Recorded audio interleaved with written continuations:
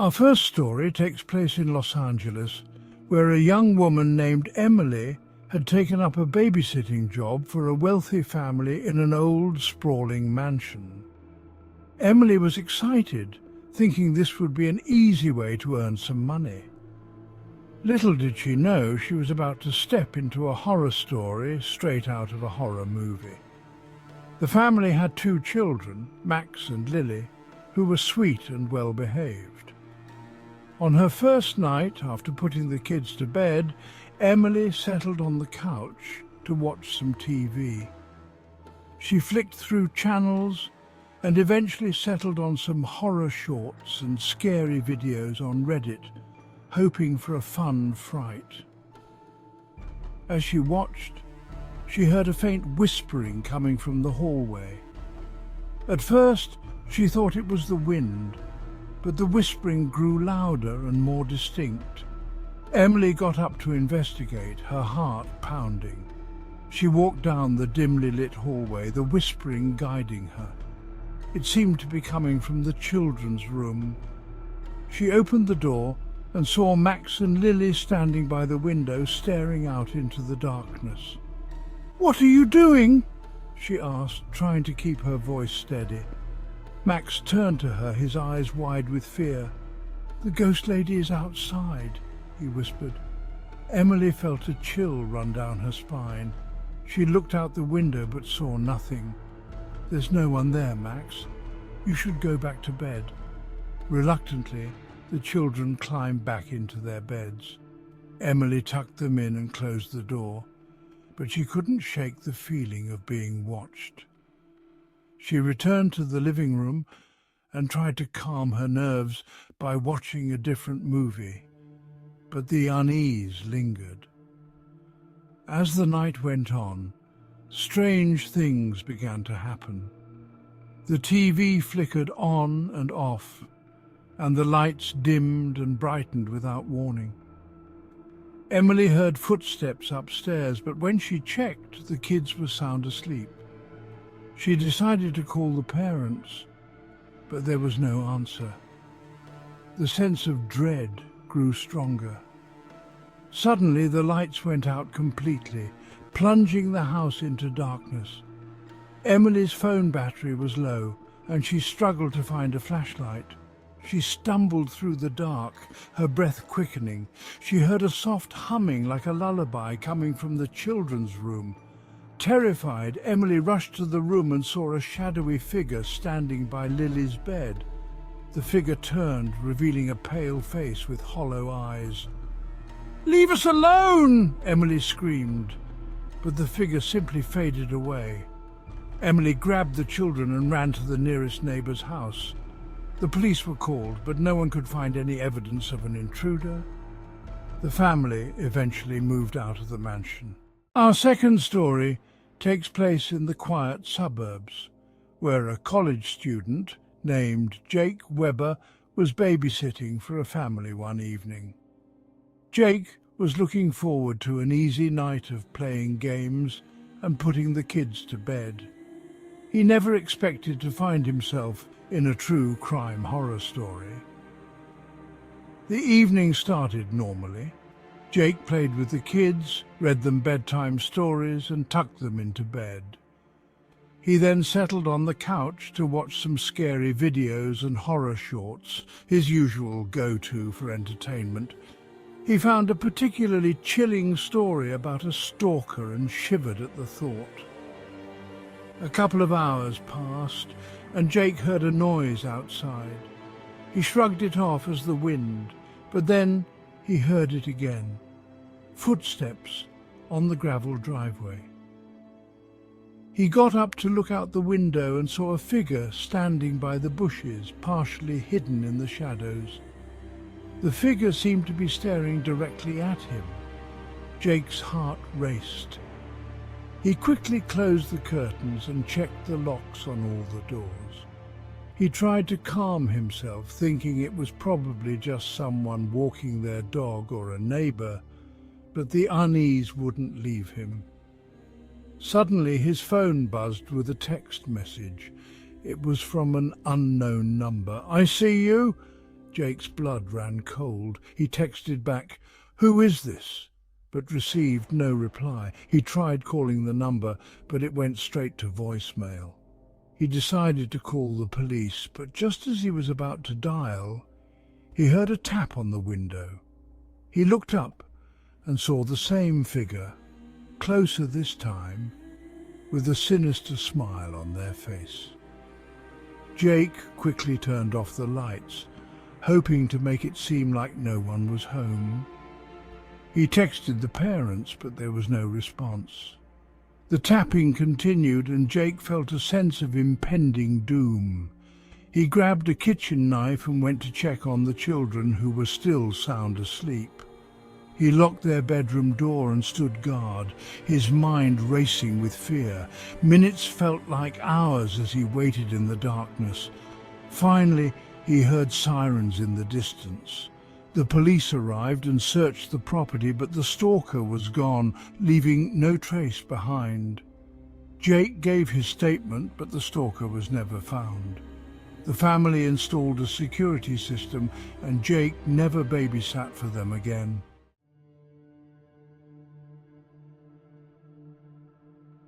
Our third story takes place in a small town, where a high school senior named Laura had taken up a babysitting job for a new family in the neighborhood.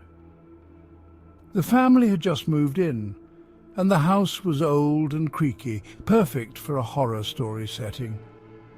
Laura arrived at the house and was greeted by the parents, who seemed nice enough. They showed her around, mentioning that the basement was off-limits. The kids, Danny and Mia, were playful and full of energy. After the parents left, Laura played with the kids, gave them dinner and put them to bed. Curious about the basement, Laura couldn't resist taking a peek. She found the basement door and slowly opened it. The air was musty, and the stairs creaked under her weight. She flicked on the light switch, but only a single bulb illuminated the dark space. As she descended, she noticed old furniture, boxes and cobwebs. She felt a strange chill and decided to head back up. But as she turned to leave, she heard a faint whisper, "Help me." Laura froze, her heart pounding. She looked around, but saw nothing. The whisper came again, louder this time. Terrified, she ran back upstairs and slammed the door shut. She tried to brush it off as her imagination, but the fear lingered. She decided to stay in the living room, keeping an eye on the basement door. Hours passed, and Laura heard noises coming from the basement, scratching, footsteps and faint cries. She wanted to call the parents, but didn't want to seem paranoid. She decided to call her friend Sam, who was into supernatural stories and horror movies. Sam suggested it might be a ghost, and advised Laura to avoid the basement. The noises continued, growing louder and more disturbing. Laura couldn't take it anymore. She grabbed a flashlight and a kitchen knife and headed back to the basement. As she reached the bottom of the stairs, the light bulb flickered, and she saw a figure huddled in the corner. The figure looked up, revealing a pale, gaunt face. "Please help me," it whispered. Laura screamed and ran back upstairs, locking the basement door behind her. She called the police and the parents, her hands shaking. The police arrived and searched the basement. They found no one, but they did discover old shackles and signs of someone being kept there. The parents were horrified and had no idea about the basement.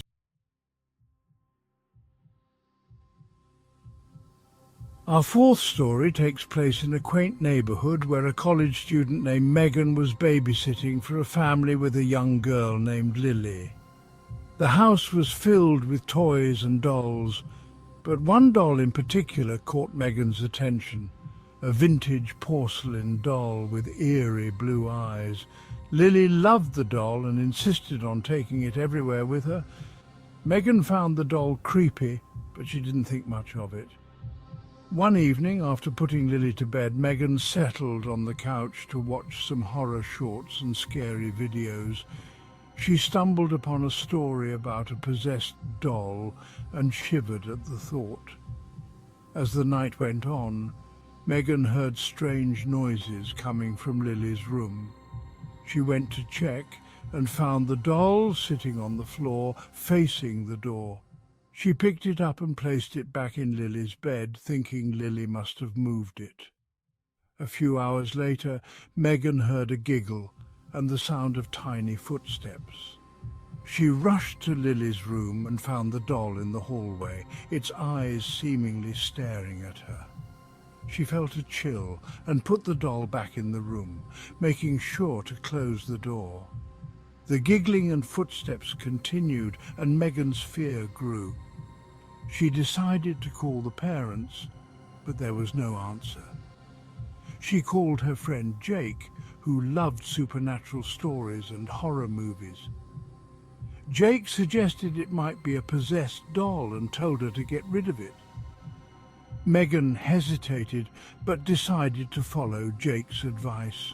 She grabbed the doll and threw it into the trash outside. As she walked back to the house, she heard a faint giggle behind her. She turned around and saw the doll sitting on the porch, its eyes glowing in the dark. Terrified, Megan ran back inside and locked all the doors. The giggling and footsteps grew louder, and she saw the doll moving towards Lily's room. Desperate, she grabbed a kitchen knife and tried to destroy the doll, but it seemed indestructible. The doll's eyes glowed brighter, and it whispered, "You can't escape me." Megan screamed and called the police. When they arrived, the doll was back in Lily's bed, looking innocent and untouched. The police took her statement, but found no evidence of the doll being possessed. The parents returned and were skeptical of Megan's story, but they decided to get rid of the doll, just in case.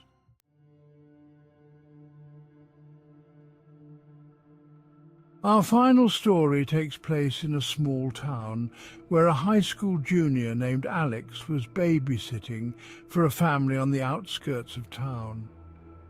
The house was isolated, surrounded by woods, perfect for a horror story setting. One evening, after putting the kids to bed, Alex settled in the living room to watch some scary videos and horror shorts. The night was quiet until he heard a knock on the door. He looked through the peephole and saw a man standing outside, his face obscured by a hood. "Can I help you?" Alex called out, not opening the door. "I'm lost," the man replied. "Can I use your phone?" Alex felt uneasy and decided not to open the door. "I'm sorry, but I can't help you. Please leave." The man didn't move. He just stood there, staring at the door. Alex called the parents and the police, but there was no answer. He felt a sense of dread and decided to call his friend Sam, who loved true crime and horror stories. Sam advised him to stay inside and not open the door. Minutes felt like hours as Alex waited in the dark. The man eventually left, but Alex couldn't shake the feeling of being watched. He checked all the windows and doors, making sure they were locked. A few hours later, he heard the back door creak open. Panic set in as he realized the man had found another way in. He grabbed a kitchen knife and hid in the children's room, keeping them safe. The footsteps grew closer, and Alex's heart raced. He called the police again, whispering his location. The footsteps stopped outside the door, and Alex heard the man breathing heavily. "I know you're in there," the man whispered. The children woke up, terrified. Alex tried to keep them calm as the man pounded on the door. Just as the door began to give way, the police arrived and the man fled into the woods. The police searched the area but couldn't find him. The family installed a security system, and Alex never babysat for them again.